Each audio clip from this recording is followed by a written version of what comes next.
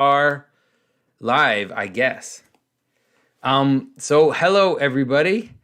We're pretty excited to be here. As we start, I want to introduce you to Cord.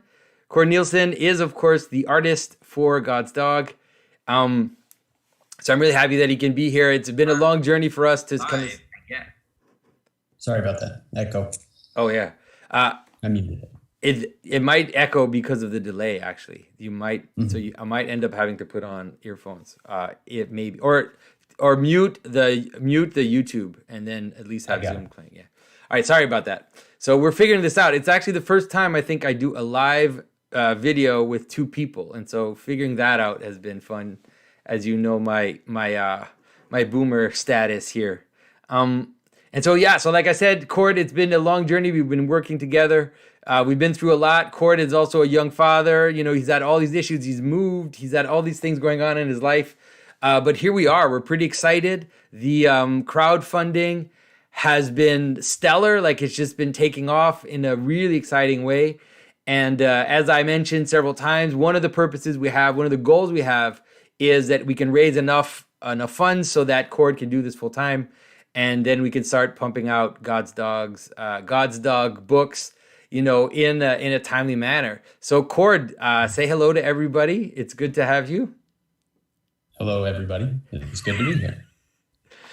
And so I wanted you guys to get a sense of, we're definitely going to be more in the chat than we usually are in these types of things.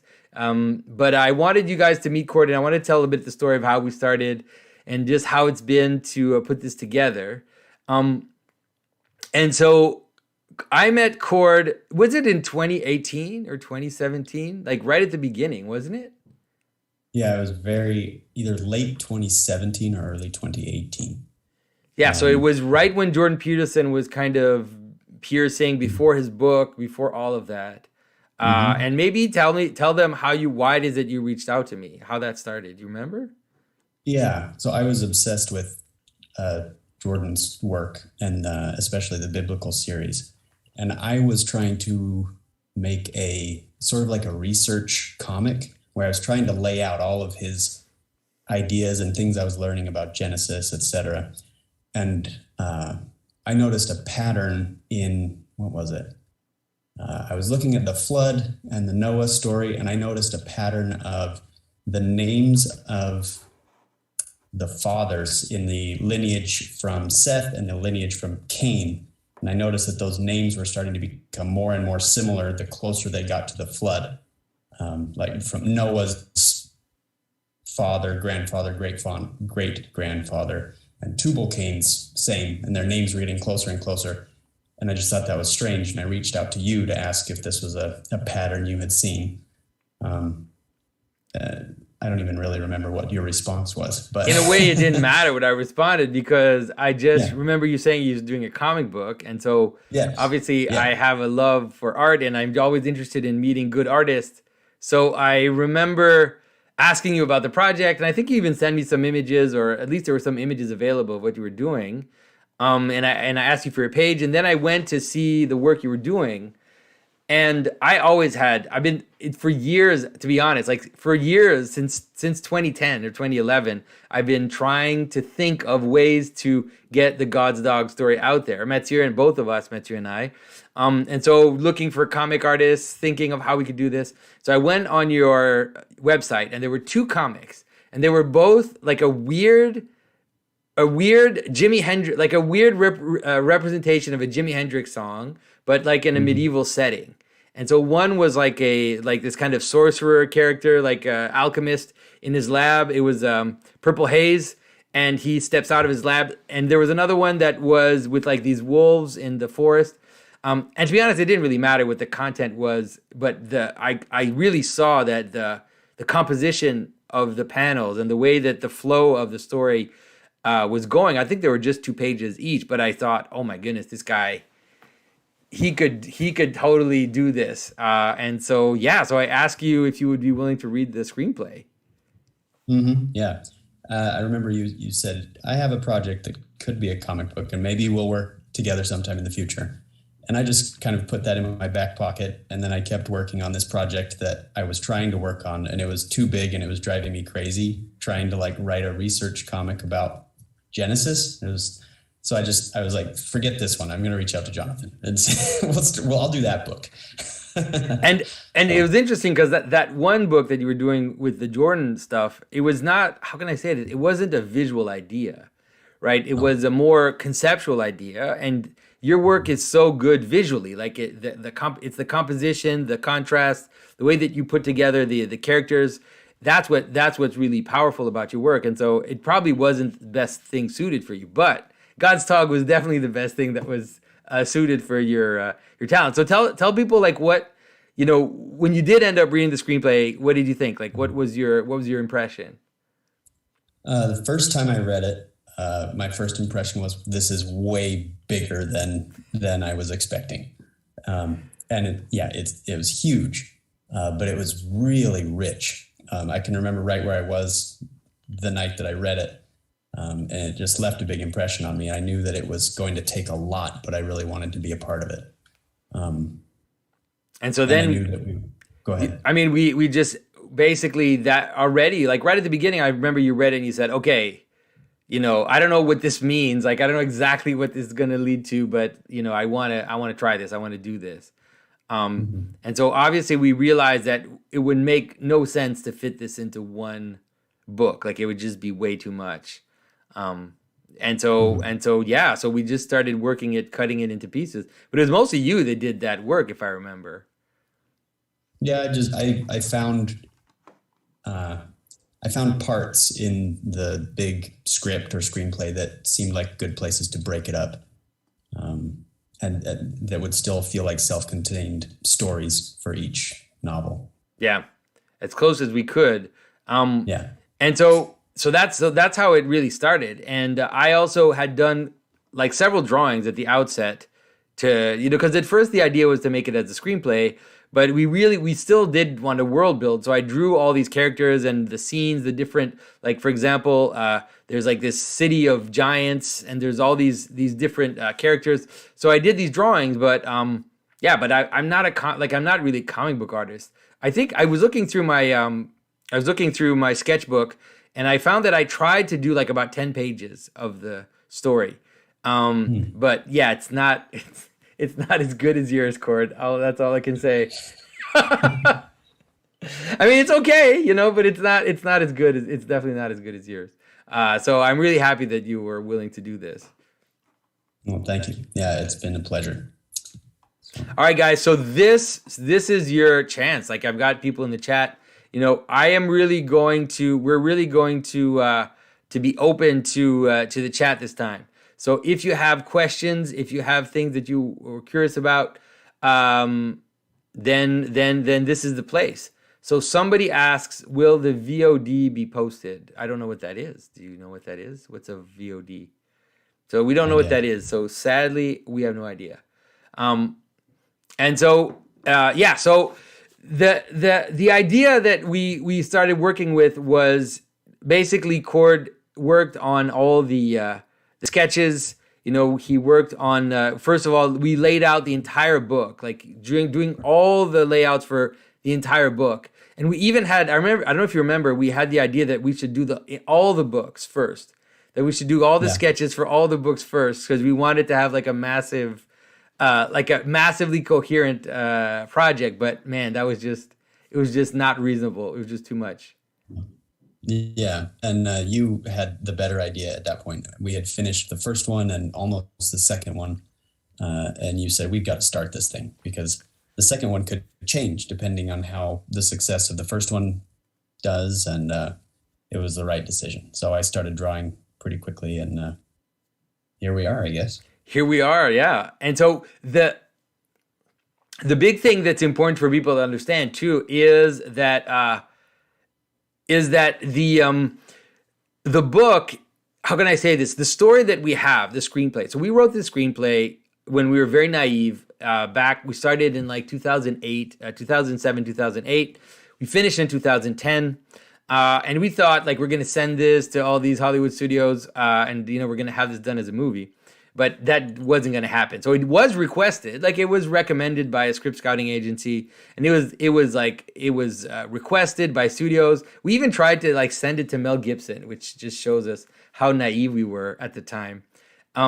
But ultimately, it didn't work. But in creating the process of refining it into a screenplay, we also had to remove huge amounts of story, like all these threads that were making it richer and more and fuller. We had to remove. And so, one of the things we'd like to do, it depends on how well the book does, is to make this into even more than what it was before. That is, add more of the threads together, make this an even more epic story.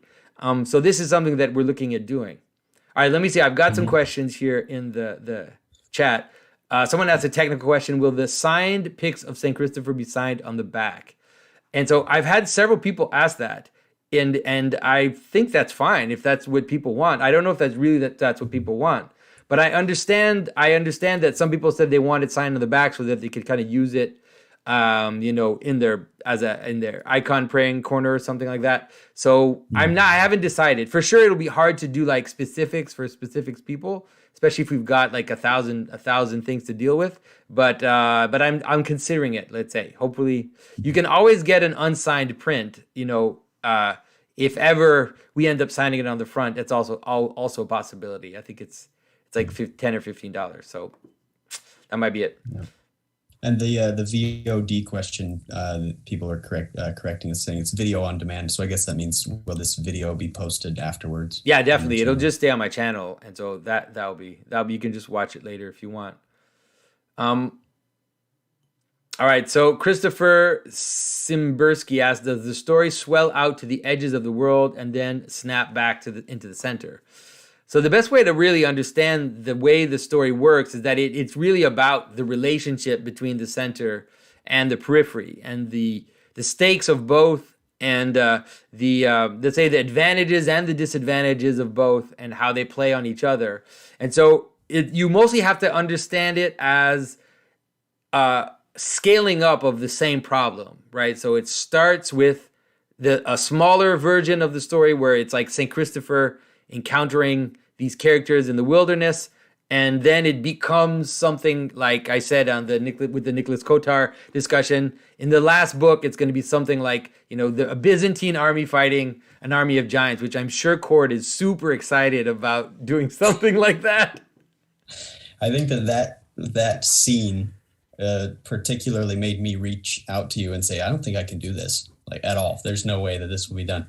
But you talked me into it, so we shall see. But I think it's also something that we're going to work up to. And so, I think that also at the beginning, you obviously had to acclimate yourself to the characters, acclimate yourself to the specific style of the comic. And so I'm sure that by the end, when we're ready, you'll just be zipping through, massive combat fighting scenes between armies of giants, and with the Leviathan, taking up some of that space. So I'm sure it'll be totally fine. No, I was being a little facetious. As we're getting to the end of the book and I'm finishing up the final pages, I'm actually starting to really get in the groove of drawing how I like to draw the book. I'm figuring it out. So I'm happy to keep going, and I think it will only get better. So. That's for sure. It's already gotten better from the first page until the last pages. You can see like just an improvement in fluidity, like the composition I think is as good all through, but towards the end you can really feel more fluidity in the characters. So that's awesome. Thank you. And so someone asked, can you venerate the dog-headed depiction? And so, I would say that you should be cautious about that. It's probably better to avoid it, or to ask your priest, your own spiritual authority, what they think of that, So it's a tricky question because it's a controversial icon. And so I would rather say no, ask your priest. And that's the best way to deal with that. All right. Someone says, who are Cord's artistic influences, and what are your thoughts on the future of the graphic novel medium for visual storytelling? The two visual influences that come to mind are Jeff Smith, who created Bone, and Mike Mignola of Hellboy. There are a few in there, but I really like I don't know, very like visual graphic simplicity, strong black and white work with lots of solid black ink shapes. As far as the future of the graphic novel medium, it's funny, I've kind of pulled away from like the world of comics, especially in the last few years. I don't follow a lot, but as a medium, I think graphic novels are great. I mean, they're just shy of maybe what you could do with animation and film. But as I think it would be interesting more to focus on what kind of stories would be told in the future. And I think that's a lot of what Jonathan and I are hoping to have an effect on with this story. Yeah, I think that's really a really important aspect, is that the way that we're thinking about this is not only just about this story. And if you watch also my interview with Nicholas, you'll see that we're hinting at the idea that we really want to inaugurate kind of a new, I mean, it sounds arrogant, but it's like a new era of storytelling. We want to give people the possibility of telling these types of stories, which is to unabashedly dive into our own stories, our own mythology, our own, our own biblical world, and do it in a way that isn't flaky, that isn't moralistic, but is just this celebration. Like the story is really like an adventure story. It's like it's like Lord of the Rings or some other adventure story, but it's a celebration of that whole kind of biblical lore and biblical world.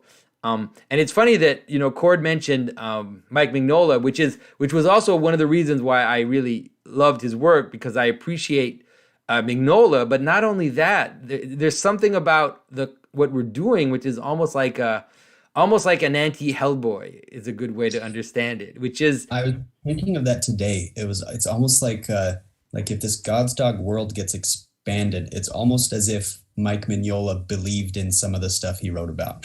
or you know what I mean? It's like it has that heart, but then also it wouldn't be cynical or ironic. Exactly. And so that's what Mignola does, is he dives into all of kind of these ancient legends and kind of esoteric Christianity, and Arthurian legend and all these kind of medieval legends that exist in the West. But he does it in a way that, like Cord said, is kind of cynical, materialistic.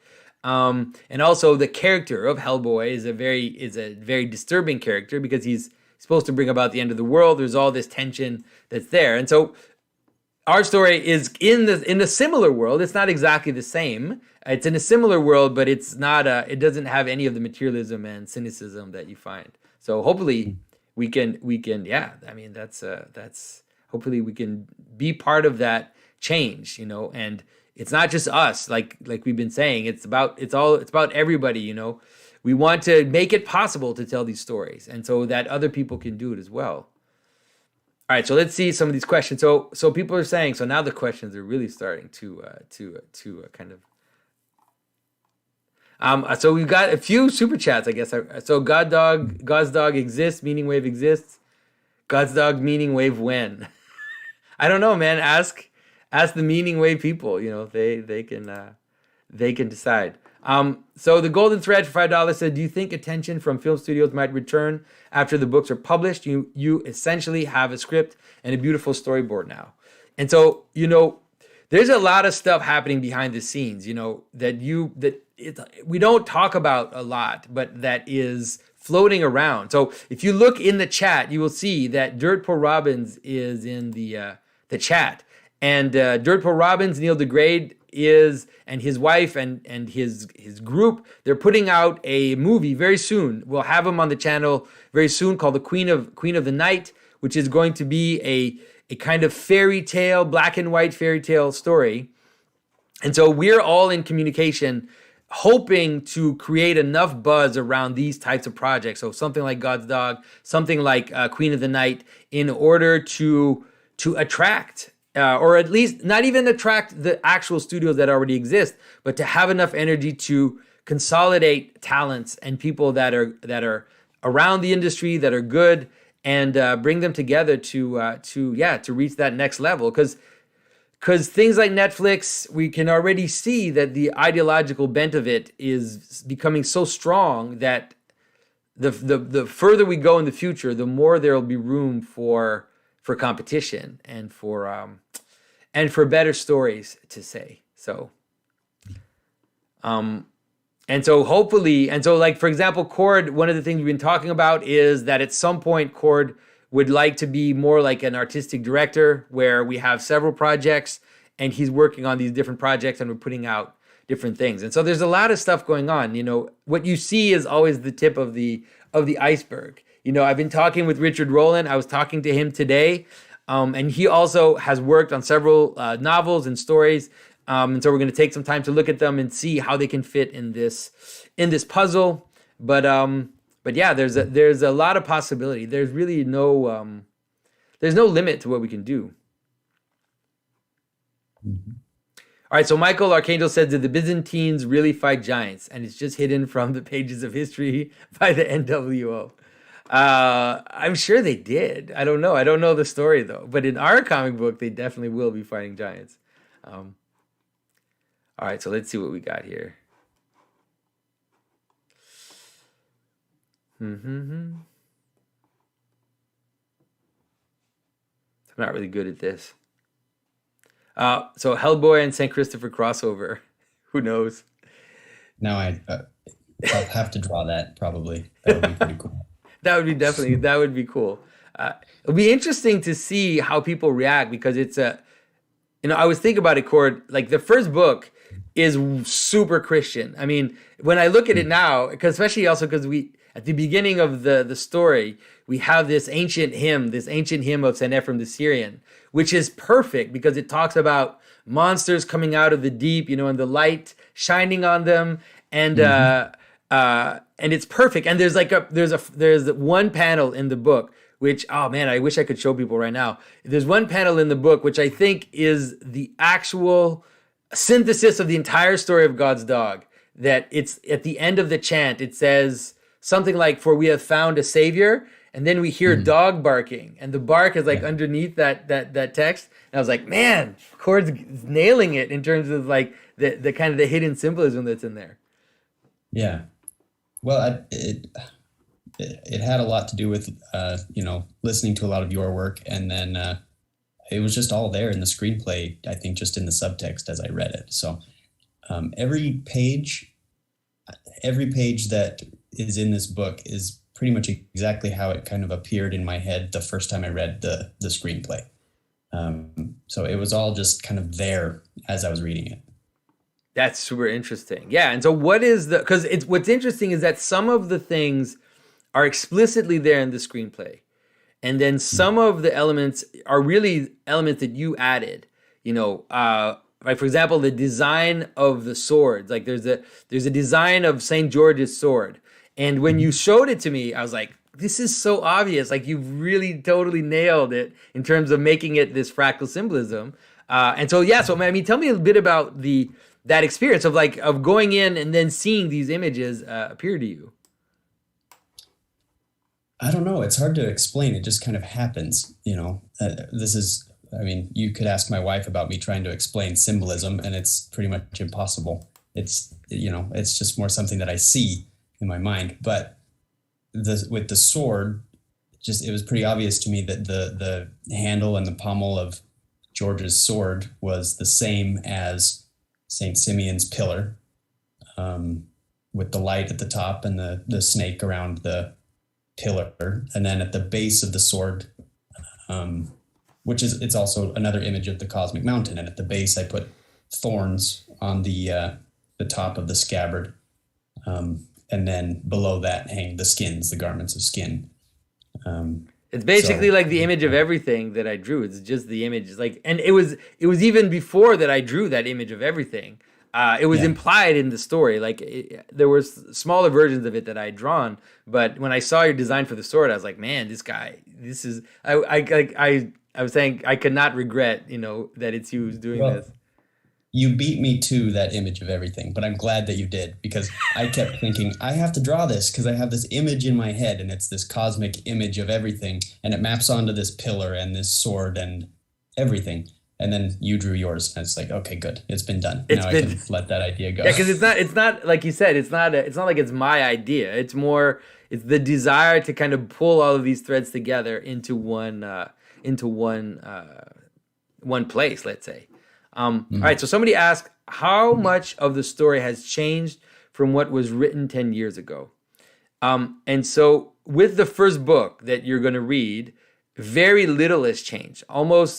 It's almost exactly the story that was there in the original screenplay, except for one detail. Unless I'm wrong, you can tell me if there's another detail, Cord. But the one detail is, in the original screenplay, we introduced the giants as characters much later in the story. So you see these giants, but you don't interact with them as characters. And the one thing that we decided to do was to introduce them right away in the first book.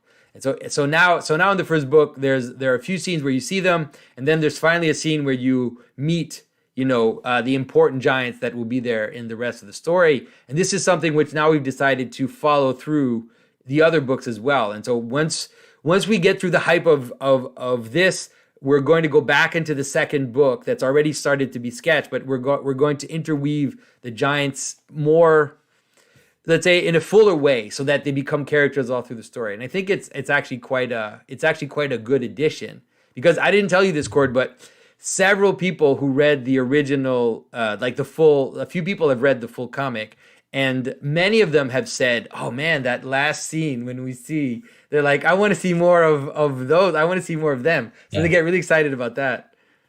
Good. I felt the same way when I drew it.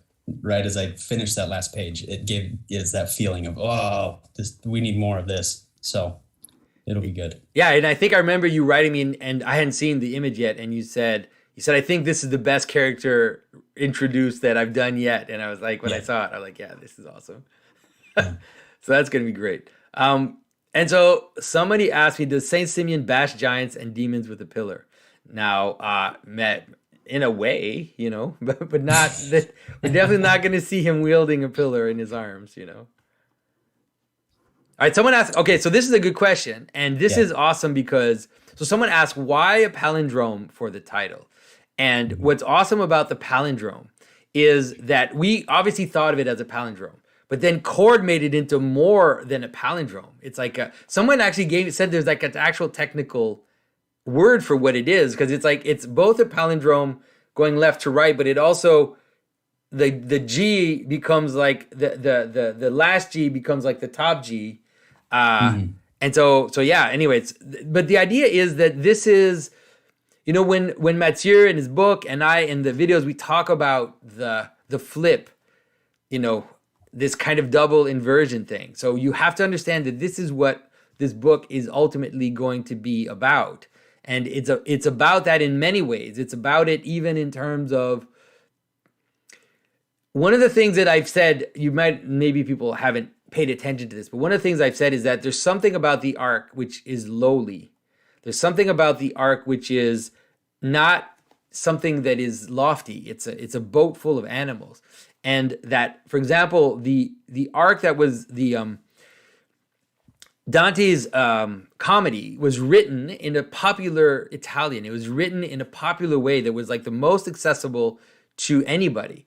And there's something about the comic medium which I think makes it possible to create something like that. And I'm not saying we're going to create something as awesome as Dante, but the desire to create something which goes all the way to the bottom of culture, but is ultimately going to kind of hide in it some of the highest mysteries, you could say. And so there's a meta question about it, which is also like, so flipping the monster, flipping the idea of this kind of popular art form into something more precious. So there's a lot of stuff going on in the story that are related to this palindrome. I don't know if you have some thoughts on that, Cord. Yeah, to me, the palindrome also has that, it reflects the margins to the center, and that they kind of flow in and out of each other from center to margin, etc.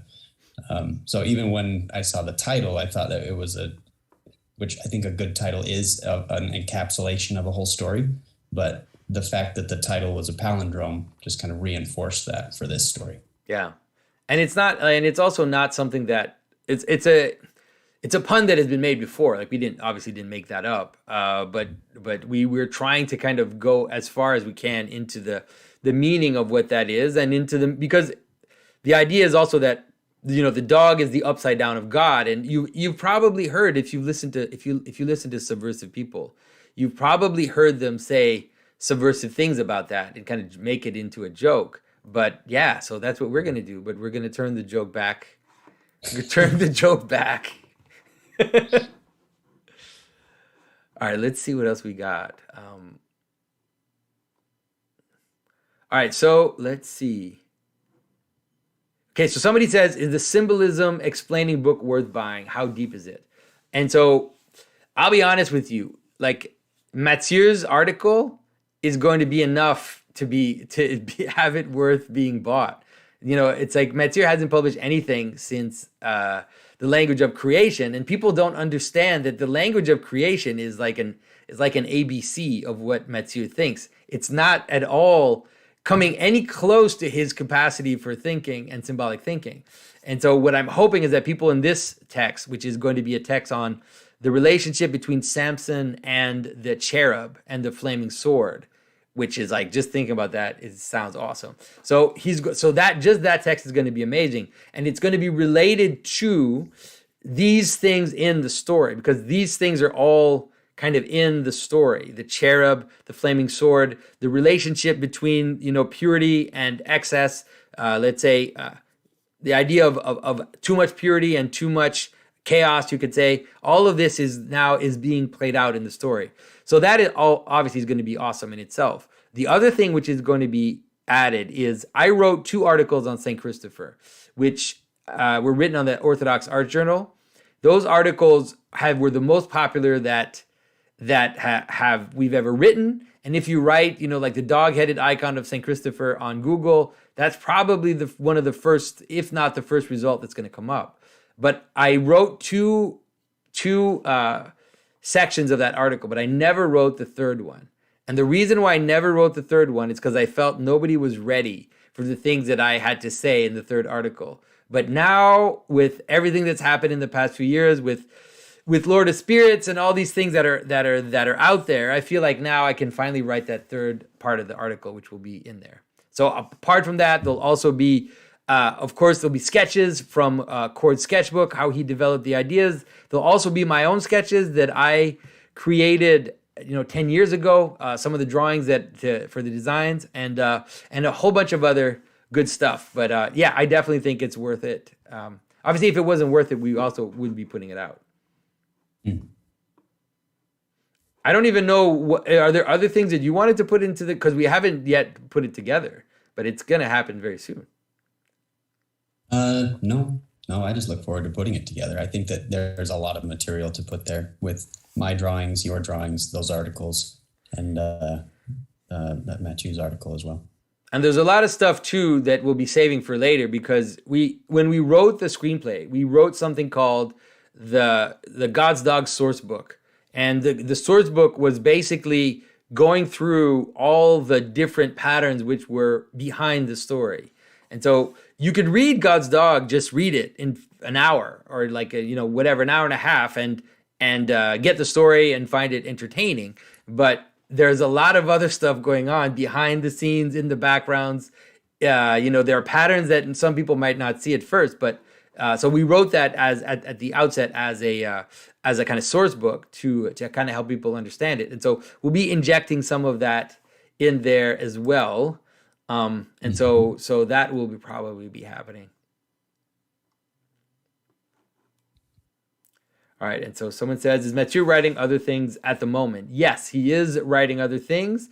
He's writing several things kind of at the same time, but he's also setting himself up in a way. He's moved away from the city. He's bought some land. He's starting to do agriculture and farming, and so he's really taking that route of, let's say, getting ready for the worst, you could say. And so that's also something that Mathieu's dealing with.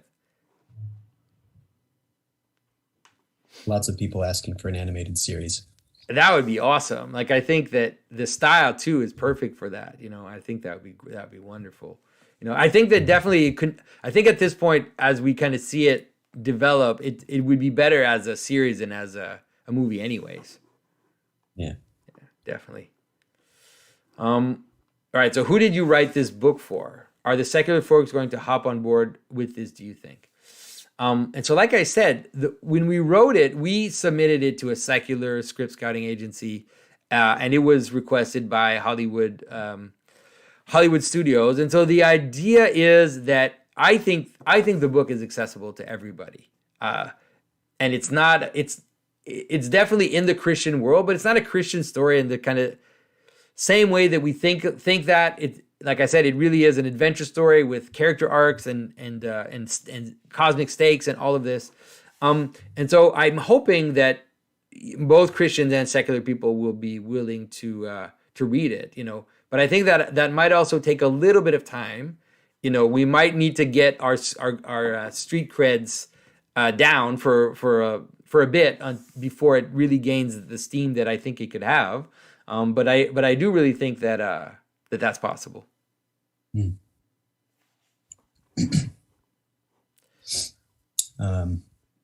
Jess Smiley, my friend, asks, shout out to Jess, by the way. He's a great illustrator. He's made a lot of kids' books and stuff. He asks what tools and materials and methods. So most of the book was drawn completely physically, pencil on paper, and then ink on paper. And then colored by Felipe Cartin, who we should probably mention too. He did such a good job. But then the final 20 pages or so were penciled digitally and then printed and inked physically, just using a brush pen and various pens. Yeah, so that's why if you go on the God's Dog crowdfunding, you can buy original artwork. You can actually get some of the pages because they were just drawn on paper, most of them. And so, yeah, and they're great. I was very lucky. I have the best ones. Cord was very kind enough to give me the best pages. And so I have those. I'll probably be putting them up very soon. I just need to have them framed and then I'll put them up. All right, someone asked, Christians the way Lord of the Rings is Christian. So this is an interesting question because the thing about Lord of the Rings, which is interesting, but which is also a little strange, is that on the one hand, it's like this fully cosmic, realized cosmic world that has, all the kind of hierarchies and has different, all the different aspects of a traditional mythology, a traditional cosmology, but it's not Christian. And because of that, it was able to be popular because I think if it had been Christian, people would have resisted it and reacted to it. But the gamble we're making is in a way a bigger gamble. Like the gamble we're making is that our story is fully in the Christian mythological frame. Like it's completely in there. So it's like, it's all about, the paradise and the giants and the angels and all these things and then some elements that are there in the Bible, but that we've kind of emphasized, like the garments of skin, for example, and other elements as well. And so this is the gamble we're making. But I do think in a certain way, it's so funny to say that, but I think in a certain way, the world is more ready for that now than it was in the time of Tolkien. And part of the reason why they're ready is because of things like Hellboy and Neil Gaiman's, like Good Omens and Constantine and all these surprisingly very kind of anti-Christian or subversive stories using Christian tropes. They've set the stage for people to kind of understand stories in that world. Mm-hmm. Well, and you can just see it in the shows that are on TV right now on Netflix. I think that the world is so hungry for enchantment again. And you can feel the longing in certain shows. Like my kids watch this one called Hilda, and it's all about this sort of fantasy world.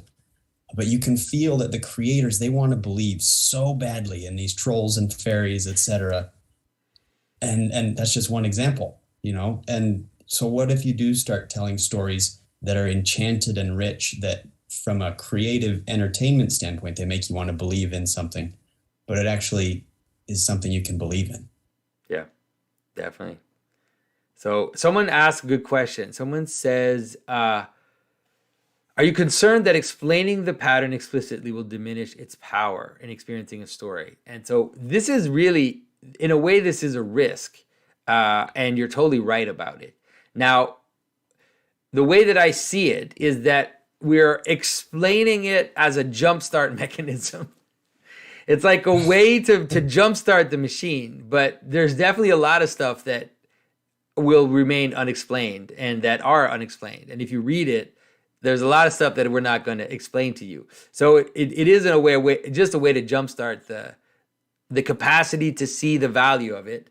And also, you guys like here, like, let's be honest, like the people that are here, there's something like you're kind of like the first, what's that term they use? Like the people that perceive the trend first, right? The first triers or whatever they call them.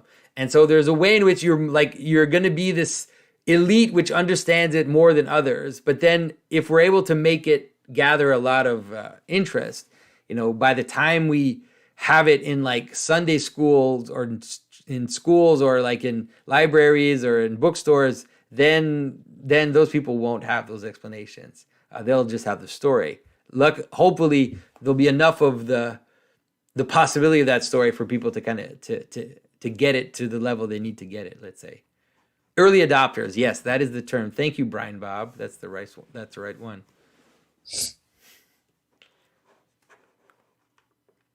All right, let's see what else we got.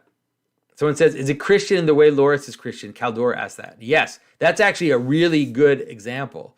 And, when I read Loris, I was super excited because I felt like even when we wrote God's Dog 10 years ago, at some point it dawned on me that like nobody was ready for the story, that people just weren't ready for it. Like there wasn't enough padding there for it to land properly, in the culture. But then when I read Loris, I felt like, oh man, this is great. Like this is actually giving me hope for what's possible. And then since we've started doing it, it's crazy that Lord of Spirits has appeared since we started doing this. I don't know if you heard Cord yesterday when I did the discussion with Nicholas Kotar. He was saying, he was sure that we had changed the story because of Lord of Spirits. And I was like, no, it's just all coming together. Yeah, I did hear that. So that's pretty amazing. Yeah, so everybody's excited to be told that they're early adopters and trailblazers. But I really think that, look, I'm being totally sincere when I say that this is the future. Like not necessarily this book, but what I mean is that the world is being reenchanted. This is the future, and we need to place ourselves in it, and we need to shine in it because there's a lot of dark reenchantment happening at the same time. And so we have to be able to present the best stories and the ones that are the most convincing. And so this story is in a way, it's a kind of trick. It's the St. Christopher trick because it presents a lot of darkness at the outset, like a lot of strangeness and a lot of monstrosity. And then it leads people into surprise, let's say. Mm-hmm. Yeah. So, but you'll still have to be patient. The one thing I'm worried about, and I'll say this publicly, is that, because we talk about it like this, and I'm worried that when people get the book, they're going to read it, and then they're going to expect like a full epic story, but it's really just the beginning of the story. Like it's not just the beginning, but it really is like the first chapter where everything, all the stakes kind of get set up, the characters get set up. We meet all the different elements that are going to play themselves out. And it's a little bit like a little microcosm, let's say, of the bigger story. But it's not the full story. So you're not going to see, it's important to understand you're not going to see armies of Byzantine soldiers fighting giants yet. There will be there is definitely some conflict, but not that one yet. No, we found a way to work some action into this one too. Yeah, well, there is a dragons, the giants are there. There is some action, but it's going to be like a progressive. It's going to be a story where it scales up, and then the different elements are just getting bigger as the story goes. All right, and so someone asked, go for it.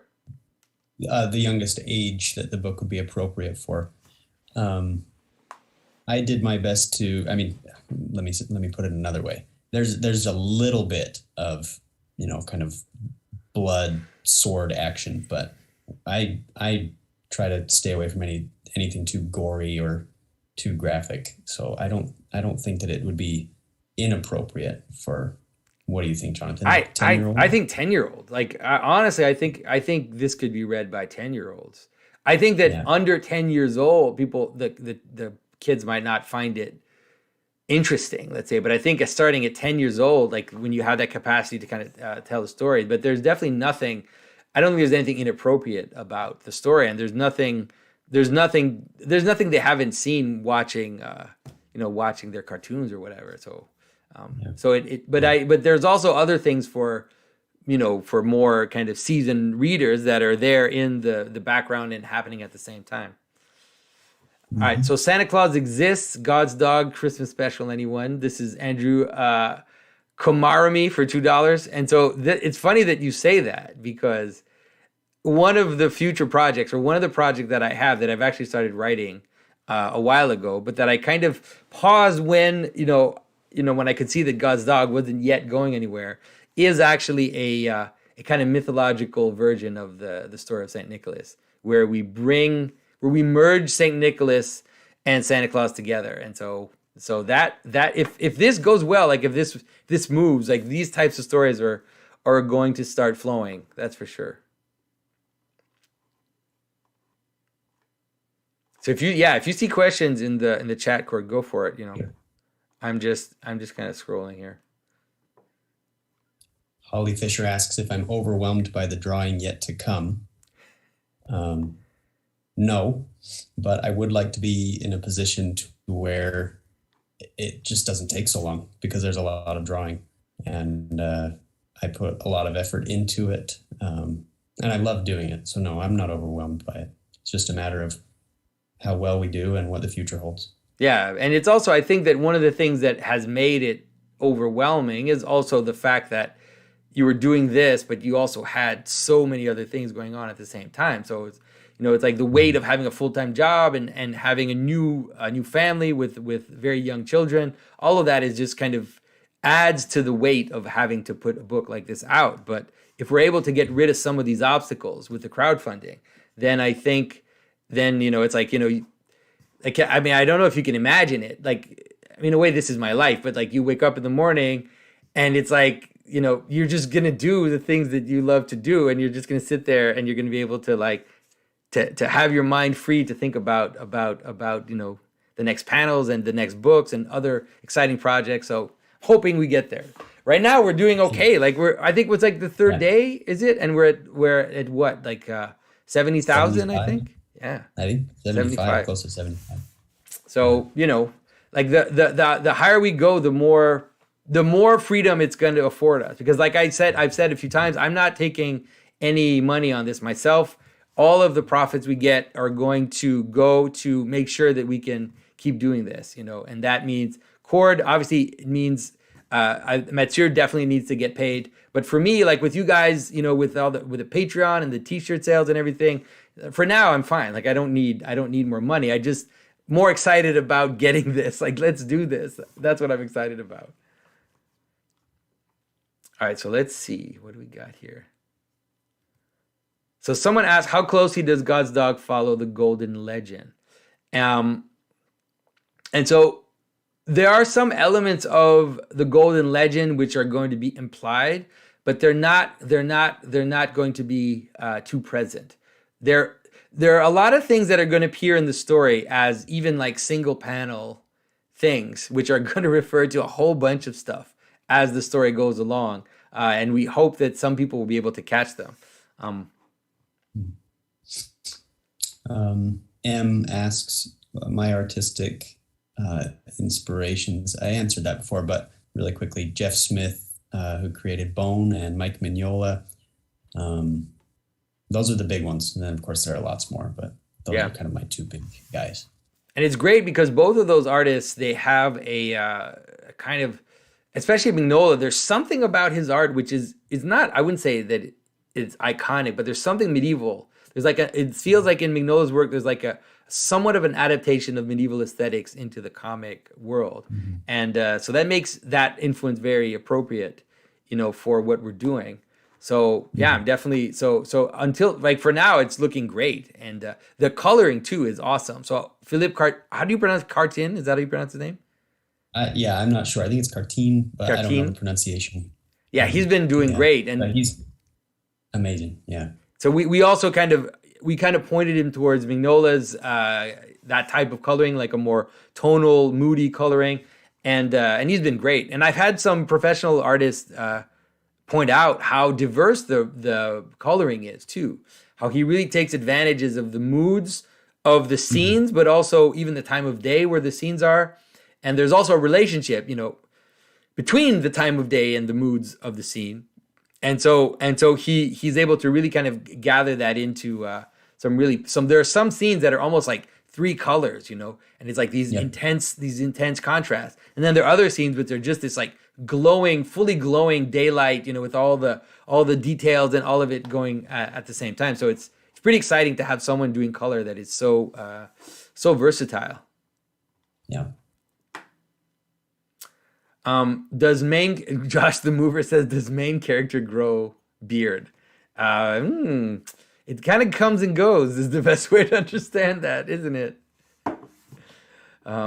Not in this book, but in the full story, you'll see beards come and go. That's for sure. All right. So question. Sorry, go for it. First. I was going to say, someone wrote, have you thought of getting in touch with Ethan Van Sciver? This is Creeper Weirdo. It would really help with your reach. Look him up on Twitter. Say, yes, I am somewhat in contact with Ethan Van Sciver, but I think he's a very busy man. He reached out to me like 3 years ago or 2 years ago to be on his channel, and then he kind of vanished. Then he reappears again, and he's like, "Yo, I can't believe I dropped this, and I'd like to do it again." And so yeah, so if you guys tweet to him, like tweet to Ethan and say, "We really want you to talk to the God's Dog people." I got a message from him maybe about a week ago. I sent him a copy of the book for him to look at, but he hasn't gotten back to me. So I'm hoping that happens. That'd be cool. What were you gonna say, Cord? Just Andrew K's question about using this to bridge folklore to Christianity, like Ivan the Wolf. And to me, a really good outcome of this project and whatever comes from it would be more people doing something like that. I've always had this dream of like someone opens an animation studio just because they want to do like a beautiful rendition of The Princess and the Frog, and just make that folklore and just bring old, rich folklore back to life. And I think that this is sort of a gateway to things like that happening. And I would be really happy about that. Definitely. Like, it's interesting because if you look at some of the big IPs that have come out, or these big properties that have come out in the past several years, if you think of something like Disney did this series, I forget what it was called, but it was like all the princesses and all these folkloric characters kind of interacting with each other. There was that play in that movie Into the Woods that was like this dive into fairy tales and everything, but it's all so subversive. It's all about twisting and turning and flipping it upside down. And so I think that what we're trying to do is to show people a way to, without ignoring that, without being naive, but to kind of take that thing and flip it back. And I think what Cord is saying would be awesome for people to kind of make very powerful and beautiful versions of our folkloric stories. And even subtle ones, like very subtle and profound ones, without feeling like they have to make all the characters, let's say, surprising, in that kind of way, and make it all twisty and stuff. Yeah. Or make it steampunk or something. Yeah, exactly. Or some kind of weird play on it. All right. So it's Saint George and the Dragon, but the princess saves Saint George. What? Yeah. We're so awesome. It's like, okay, yes, yeah, whatever, dude. We got it. We got that story, And they're like all those types of stories, we got them. Now let's tell the real story in a way that's powerful and exciting. All right. And so Ronwood 499 says, will there be a translation coming out? I wonder how the Far East would like it given their use of Christian symbolism and animation oriented culture. I'm definitely open to anything. I think we just have to go through things one step at a time is really the way to see this.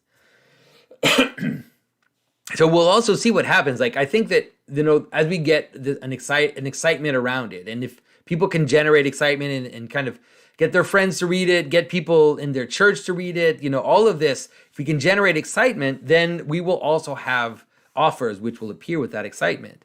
Distribution offers for translation, because it's obviously something which would be which will become difficult to manage on our own at some point. And so hopefully we can have enough power to kind of enter into distribution discussions with people without having to give up our creative rights, or having to give up, control over these characters and over the story. So, yeah. Right. So Hamilton Provencha, $20. Go get yourself a beer. Thank you, Hamilton. So Hamilton is actually a friend of mine from South Carolina. So I'm happy to see him here. That's pretty cool. Regan Lodge is in the chat. Sweet. So Regan Lodge is going to have a pinup in the book. So I'm really excited. He says, proud day one backer. So thrilled to see God's Dog shoot to the top of Indiegogo. We'll be starting work soon on my pinup for the book, Jonathan. So I'm really excited about that, because definitely his style and, the type of characters that he does is just perfect for what we're doing. So I'm looking forward to seeing what kind of interpretation he comes up with. And so we've got a few pinups kind of in the works. We have one by Matt Krotz, who has his own comic called Kyrie, which is a great comic. It's great because it actually strangely fits into this whole story, like this kind of mythological world with like this universal stakes. He has Alexander the Great as this interesting kind of character that I won't spoil it or anything, but it's a really fascinating story. So we're happy to have him.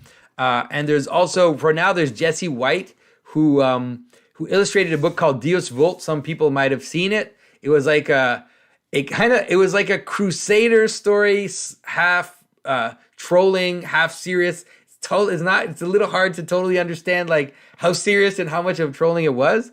But it was like this story of a crusader knight that encounters these demons, and beautifully illustrated. I mean, the illustrations were just vintage, kind of classic, 70s sword, and those kind of Conan comics that we had, that rich line work and everything. So yeah, so I'm excited to see that these artists are kind of surrounding us and part of this. So that's great. Yeah, Jesse's print or pinup is amazing. It looks like a Barry Windsor Smith horror drawing. Really well done. Yeah, so we're just we're excited to see where this is going to go. All right, so Dino Ramsey says, if this takes off, Jonathan, will you still be carving? And so that's the big question, Dino. That's a huge question. I'll be honest with you. If you probably noticed that I'm not posting as many carvings as I used to, just because of everything else that's going on. This crowdfunding thing, I've been working on it almost full time for the past 2 weeks, because there's a lot of background stuff that I've been doing, sending press releases, doing all this stuff, setting up the campaign, doing all these things. So it takes up a lot of time, but I'm hopefully setting up a way to be able to continue carving. Like I now hire an assistant for carving, and I'm also hiring someone full time as an assistant for the video stuff. And so I'm setting things up so that I will still be able to continue carving, but it's becoming harder. Yeah, I might have to make some announcement about that, about which projects I'm going to choose and which I'm not going to do in the next few weeks, let's say. Yeah. So M asks if Jordan Peterson could give a shout out to the project. That would be amazing. But I understand that it's not something you can just ask for like that. Well, he's tweeted it, twice. And so that's not bad, I don't know what else he could do right now. So for me, I'm pretty happy that he did that. FS asks if there's a platform where artists could participate in this new creative movement. I don't think so, but there should be one. I think that someone could put something like that together, and it would be so cool to see artists, illustrators, animators just kind of coming together and making stories like this just because they need to be made. So that would be really cool. Yeah, one of the things I'm doing as much as I can, and other people like Neil that you saw in the chat before, Drupal Robbins, is trying to create a kind of, at least at least for now, like an organic network of people that we feel are game changers, that are really good artists, to be able to communicate with each other and tell each other about their projects, like Nicholas Kotar, you've seen. There's other people like Vesper Stamper, who's been in my channel, Paul Kingsnorth, Rod Dreher. There's a lot of these different people. And so we're hoping to see more and more people kind of come into this world. But it's important to understand that we really need world-class stuff. Like, we really want this to not be our wish fulfillment, but to really be the best that we can make it. And so we're being pretty tough about the quality of what we want to kind of see out there. But that's okay. I know that it's tough. It's hard because it forces people to have to step up, but in some way that's what we need. We really need that to happen. But you could also see niches of this type of community forming on already existing platforms too. Yeah, definitely. And in a way, it's good. I think people are also going to have to kind of take that up on their own. And there are plenty of ways to have communities now on Discord and on different platforms where you could exchange drawings, you can give each other advice, and depending on what medium you're working in. So John J. Henderson says, "Have y'all ever read the Incal? Have you ever read Incal? Is that Mobius? Yeah, it's Mobius. I think I've flipped through it once. There's too much Mobius for me to remember what I've read and not read. But yeah, I have read it. I read it a long time ago, and there's that dog-headed character in it. That's one of the reasons why I was kind of attracted to it at the time. But he's not like our Saint Christopher, that's for sure. In terms of he's like a womanizer. I remember he's kind of a sleazy character in my memory. Yeah. All right, let's see. Sorry, I'm trying to catch up on reading comments here. All right, so Don Popescu says, will you do NFTs? This is the big thing. I volunteer for translation before I see the comic. Hope it will reach Eastern Europe. Great work. And so I don't even know if I told Cord about this yet. It's like, okay, so I am working on an NFT project right now. Now, the question of the NFT is, I don't like NFTs in themselves. Like, I don't think that NFT is something that has, I think that it can just be boring and stupid, but it can also be very interesting. And so what I want to do, but it still has to crystallize, is I want to create a kind of hierarchy of rarity in the NFTs, which will not be arbitrary, which will be related to the content. Okay. And so this is my idea. I'm not sure I'm going to do this, but this is my idea. My idea is, I want, in the book, so we have the Secrets of God's Dog book, which is going to go into the symbolism, but there are also real secrets in the book. There are patterns which most people, I think 99% of the people, won't see, like even ciphers, you could say. And so one of the things that I wanted to do is to create an NFT, which would be linked to a PDF, and that PDF would have an extra page at the end, which would be a kind of cipher into the symbolism of God's dog. And that will play out in all the books. So when you get that cipher, it will give you an advantage in terms of interpreting the story that you'll find as the books go through. So now the person who's willing to buy those NFTs at different levels of kind of secret, you could say, they can do whatever they want with it. If they want to keep it to themselves, they can do that. If they want to share it, if they want to do a screen grab and then share it, that'll be up to them. But this is the idea that I have for NFTs, to create a true rarity and not just an artificial one. And so that is the idea that I've got. Like I said, I'm like dropping this on you, Cord, right now. But I mean, maybe you can tell me what you think about that idea. I didn't know what an NFT was until about 3 days ago. So that's... All right, so those who don't know, an NFT is a digital property. And so basically you are able to have it's in the same world as crypto. It's on the blockchain or whatever. And so you have a key which tells you and tells others that you own a digital property. And so there's a lot of stuff about that which sounds just to me a little useless. Like, it's about prestige, I guess, and it's about owning something which is popular. There's all of that going on. But we want to do it like the way that I would like to do it is to really make it related to content itself, which is like it's a kind of a diving into the content and a key to content that other people don't have.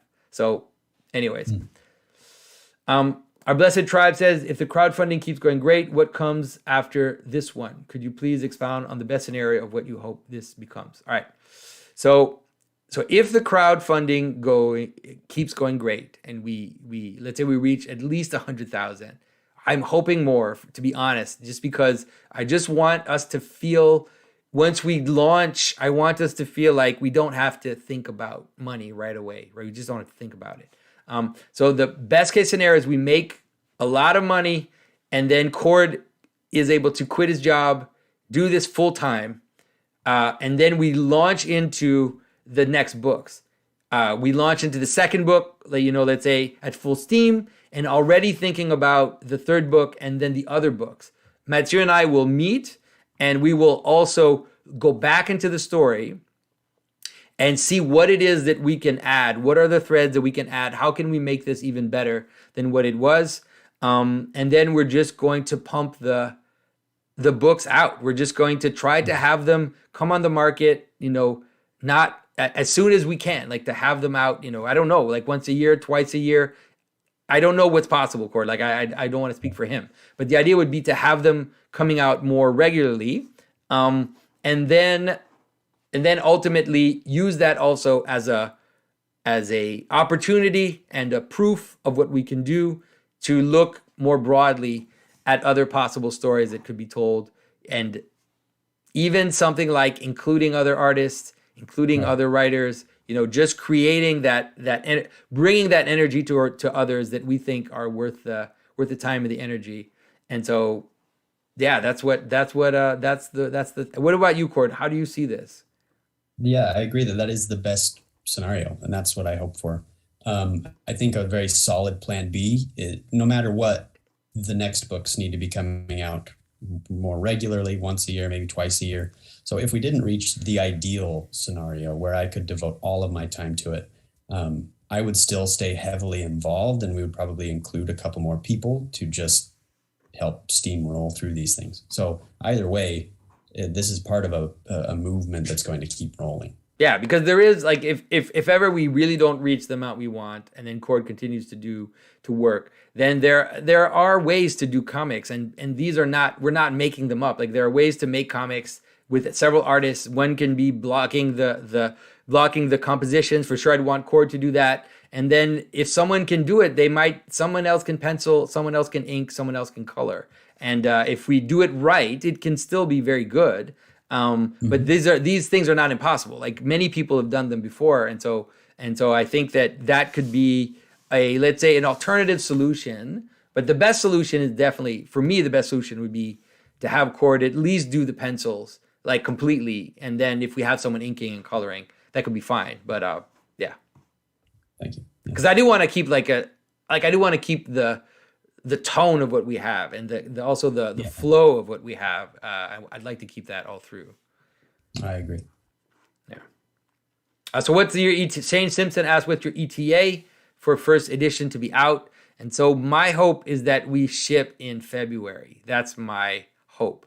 But I mean, who knows exactly with COVID and these insane things. Like, if there are more lockdowns, if there are more of these supposedly, breakdown in supply chains, like, who knows what's going to happen. I was talking to a graphic novelist a few weeks ago, and he told me he can't put out his book because it's on a boat coming from China, and it's stuck somewhere, and he doesn't know when it's going to arrive. And so, but this is the best case scenario, is to have it out in February. We'll release the NFT. One of the things I want to do is release the NFT before as well, so that those who really want to read the book will have an opportunity to do so with the NFT. And then around that time also, if we see that we're really struggling to release the book because of some unforeseen technical problem, then we can release the PDF a little bit earlier so that people can at least have that to go on. These things will be seen as it goes, but for now it's February. That's my idea. I don't know if you have a better idea, but that's kind of what I. That seems feasible. Yeah. Yeah. All right, so John G. Anderson says, I hate everything about NFTs, but I will admit Jonathan's idea is intriguing. I'll try to stay open-minded. So this is what I've been trying, because I actually also don't like that whole NFT thing. But then it's like, I'm going to say, I'm going into crazy, but there are some NFT schemes right now which offer something else besides the NFT. Right? There's something called you probably have heard of it, the Bored Ape Yacht Club. And it offers membership into a club with the NFT. And I was like, oh, this is an interesting thing. So you could offer something else besides just the actual ownership. And so this is what led me down this line. So I think really that's what I would like to do. Like to also maybe have an exclusive cover. I was thinking of doing a cover myself for the NFT so that the physical book would have Cord's cover and then the NFT would have my cover, that kind of stuff, to have more exclusive content. So. Our blessed tribe asks if I live in Canada. I do not. I live in Montana, United States. Yeah, you're a lucky man to be living in Montana right now. Yeah. It was strategic on my part. Good strategy, that's for sure. Andrew Komaromi asks, any ideas for additional stretch goals? Any stretch goals where all backers of a certain level can win? This would be a great motivator for current backers to spread the word. That's a good idea. I hadn't thought about that. I don't know. Like, what would people want? The thing we want to avoid is a lot of crowdfunding campaigns have basically like run aground because people add too much stuff in them. And then they end up having a logistical nightmare to ship and to pack and to make sure everybody gets the thing that they need. And so there are many people that have lost money on their crowdfunder because of that. So this is something that we want to avoid. So right now, the way it's set up is that the book is the comic book size book.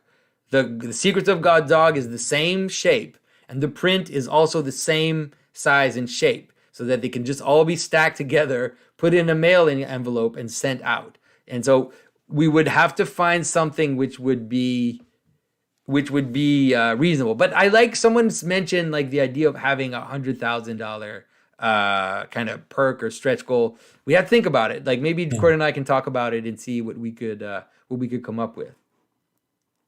Yeah.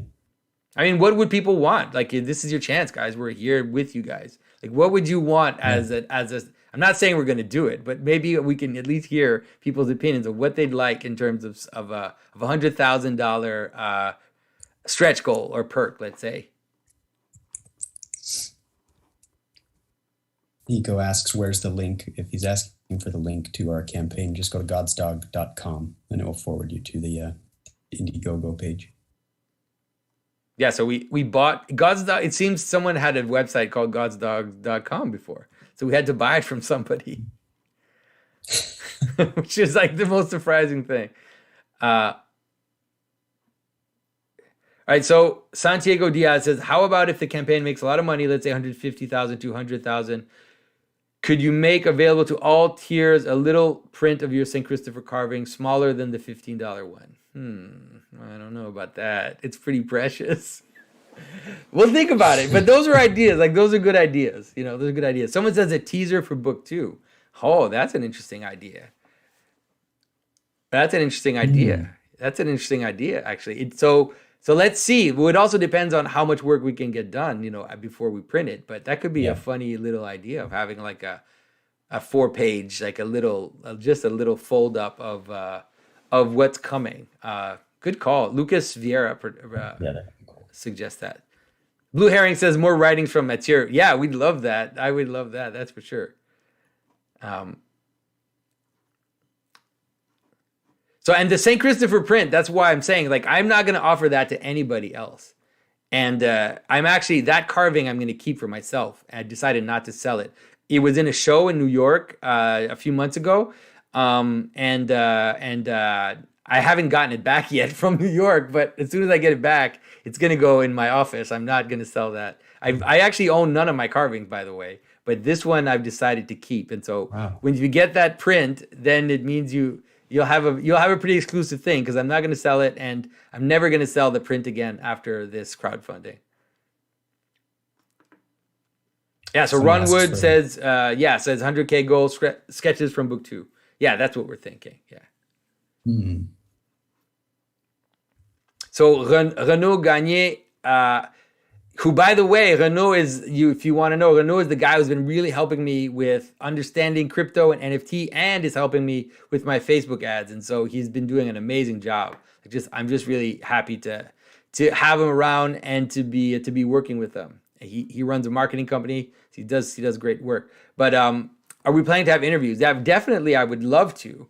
But for now, yeah, like the crowdfunding is still 2 months, and so I really wanted to focus on the actual thing that we can do with you guys and with the people that are already following me and the fans and all of that to start off with. And then starting like next week, I'll start sending press releases and try to get into contact with other people that would be willing to talk about it. So definitely that's probably going to be coming if we can get the attention of people. And so if you know of people that would be willing to interview us, if you have it, if you know of channels that talk about comics or popular culture or Christian culture that you think are that are big enough, that are worth the attention, then yeah, reach out to them, tell them about what we're doing, so that if they ever do get an email from me, they'll already have heard the buzz a little bit. Shane Simpson, yes, I think a 13-year-old would like this book. Definitely, I think so too, yeah. Golden Thread for $5 says, James Poulos' upcoming book release should prove instructive for execution with respect to NFTs. I don't know who that is. I'll look that up. I'm kind of lucky because I have some good people around me that are kind of interested in crypto and all that stuff. So I actually did an interview with Vin Armani, which I haven't put out yet, which is going to come out yet. Yesterday, I was on Robert Breedlove's Meaning of Money podcast, which will probably come out soon. And so it's like all of a sudden I'm more surrounded by crypto stuff. So yeah.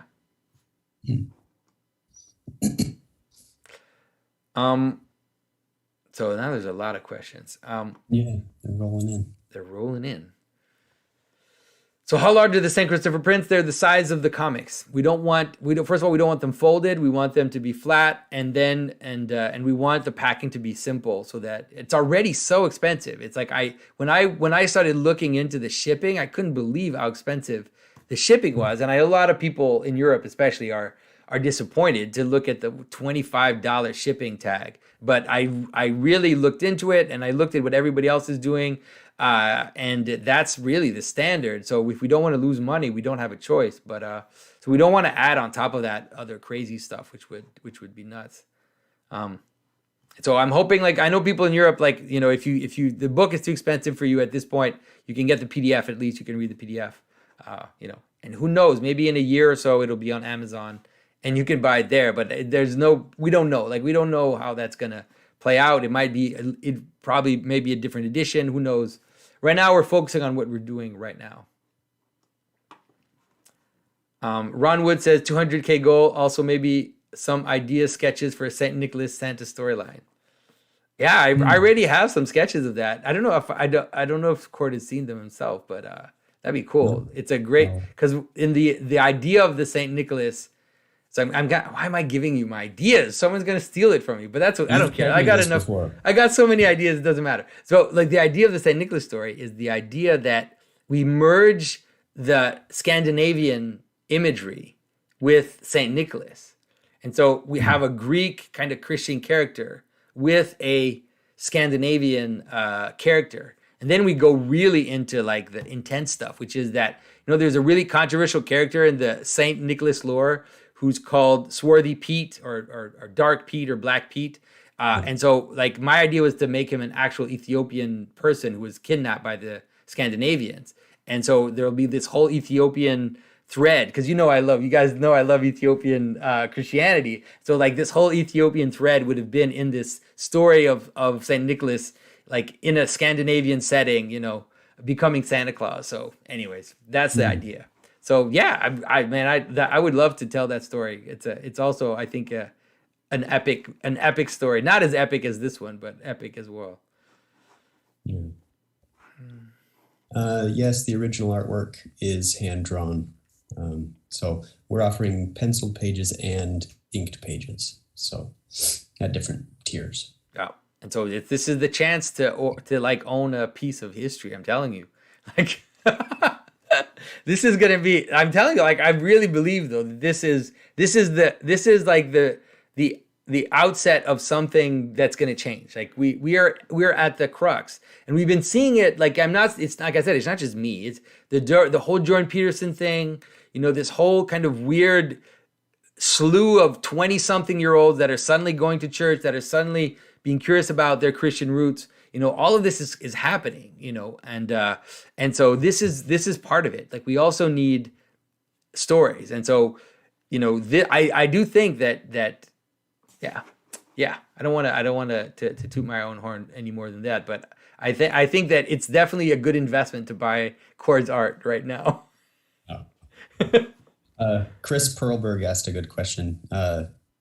Do graphic novels have a particular strength for telling this story? And to me, it does, because as I was saying to Jonathan earlier, when the symbolism for me, it's about images. They kind of map onto each other. So like St. Simeon's pillar visually maps onto St. George's sword, and visually maps onto the hill of the Garden of Eden and Jonathan's image of everything. And there are a few places in this book where I took advantage of that and kind of visually compared images of some of those things to kind of hit that on the nose, that they were symbolically linked, I guess you would say. Yeah, and that's what's amazing about a graphic novel, is that you can create a kind of visual poetry, you know, by creating rhymes. You know, you can create visual rhymes. Like I've talked about this in terms of church architecture, where in a traditional Orthodox church, you'll have all these different icons up on the walls, and in the way they rhyme with each other. And so you have, let's say, an image of Christ as a child in the eastern wall in the apse with the Mother of God there. And then on the western wall, you'll have an image of Mary who is dying on her deathbed. And so it's like that type of. So it's like the raising of the sun, the setting of the sun, all this imagery. So in a graphic novel, you can do the same thing, which is that you can create rhymes of images. And so like I think it's awesome. And I think Cord really has an intuition for it. And you can see it when you're going through the book. Like that's what I'm saying. You could just read it and not get any of it. But if you pay attention, you'll notice that there's already these rhymes. And these rhymes will increase in crescendo as we move into the next books, because some of the rhymes that are there in the first books will now repeat in further books, and there'll be this play of imagery that's going to happen. So I'm really excited about that. To me, like graphic novels have a lot of potential in terms of symbolic storytelling, and there are very few people that have been able to use it. You know, and the people that have, let's say like Alan Moore, for example, like he's definitely been able to use that, but just for very subversive means, right? He's definitely the anti-God's dog. Like he also has this like his Constantine character, right, from Swamp Thing is exactly what we're dealing with. It's like this Christian lore, Christian mythological world that he lives in, but it's completely dark and completely cynical and completely nihilistic. But we're gonna set up a world like that that isn't nihilistic. So, right. Someone asked if I had seen the Green Monk book, The Blood of the Martyrs, and I did. Right as I started drawing this book. I literally have it on my desk right now. That's it's so good. Yeah, I've got it on that bookshelf over there. And when it came out, I bought it immediately, and I thought if I could do anything close to how great this book looks, I would be very happy. So yeah, it was an influence for sure. Yeah. I'd like to meet him, the artist. I don't know if there's a way to talk to him. Like I really. I think I know some people who know some people who could get in touch with him. Yeah, let's get him on the channel. I'd like that. That'd be cool. All right, let's see what we got here. So that St. Nicholas story sounds amazing. Something I have not yet figured out draws me to St. Nicholas and St. Christopher. That's good. They're great saints. They're good saints to have now, for sure.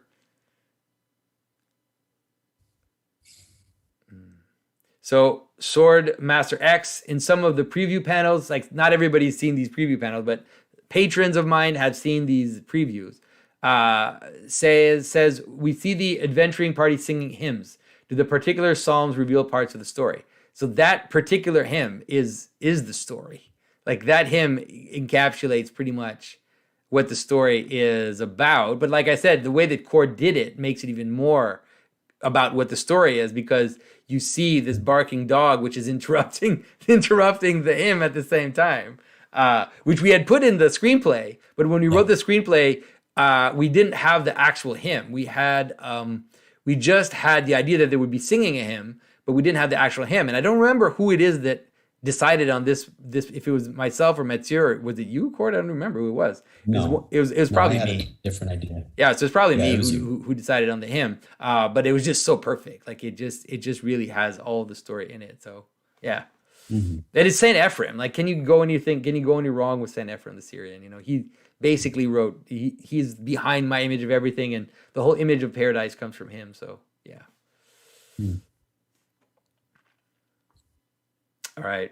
And so I don't know. I think it's up to you, but I think we're good. Like we've been going for about an hour and a half. To me, that's a pretty good stream. I'm not a 3-hour streamer. So guys, I would just say, go back God's Dog. There are plenty of ways to do it. There has been some confusion with the add-ons at the outset, but now if you want to add anything on, you can do it right from the first page. You can just get, whatever if you already bought things, you can now go back and buy other things from the outset. You can also buy packages of books to save on shipping. I've reduced shipping on 3 or 4 books because I know it's frustrating to buy one book and have to pay the total shipping for each one. And so there are different ways to do it. We're really excited about where we're going. We're excited about where it is, but we still, obviously we know it's going to slow down now. But we need everybody that is excited about this to keep the hype up so that we can continue on. And yeah, why not make it to 100,000 or 200,000? I think by now 100,000, like I feel pretty confident we're going to make it at least there. But why not 200,000? Yeah. And then turn on the faucet and just start pumping out culture. So thanks anybody. So Cord, is there anything you wanted to tell people before we go? I'm very grateful. Thank you. I'm grateful for the opportunity to work on something that I think is really important, and I'm just shocked and very thankful for all the support that we've got so far. And there's something too about like this idea of synchronicity and all of these elements kind of coming together at the same time. In a certain way, if you think like it seems so odd when I consider that, I wanted to work with you based on 2 pages that I saw on your website.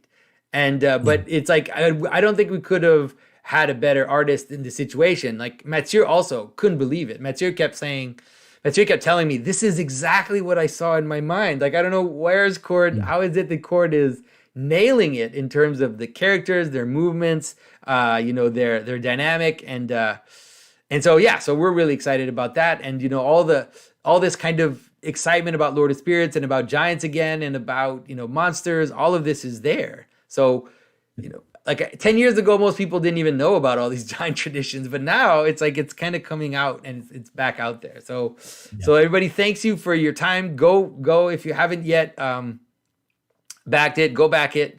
We're really excited to see where we go with this. And so thanks everybody. And stay tuned for more videos. I am putting out another video probably tomorrow, which is now going to be, I've talked about St. Christopher just a little bit here and there, but now I'm actually putting out like a half an hour video where I'm going to really dive into the symbolism of St. Christopher himself, kind of based on the articles that I wrote, but a few more things in there as well. So stay tuned for that, everybody. And so bye-bye. We'll see you soon. Thanks, guys.